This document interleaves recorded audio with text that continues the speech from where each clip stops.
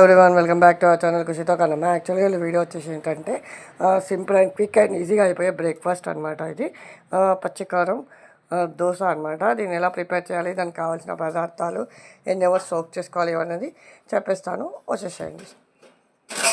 Ration బియ్యంలో శనగపప్పు, మినప్పప్పు, పెసరపప్పు, సగ్గు బియ్యం మేము ఒక 3 అవర్స్ వాటర్లో మంచిగా కడిగేసి వాటర్లో నానబెట్టేసినాము. దాని తర్వాత మిక్సీ పట్టేసి పిండి అనేది ఇలా వచ్చేస్తుంది.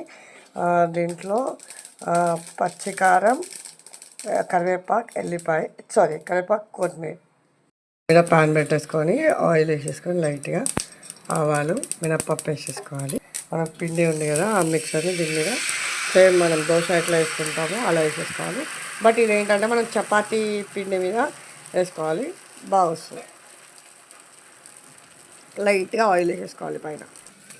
ఇలా దీన్ని సాట్ చేస్తూ ఉన్నాడు మంచిగా.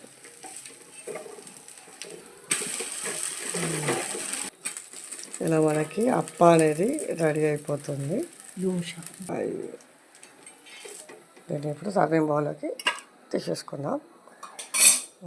ఇలా మనకి పచ్చికారం దోశ అనేది రెడీ అయిపోయిందని ఇట్స్ టైమ్ టు టేస్ట్ అనమాట.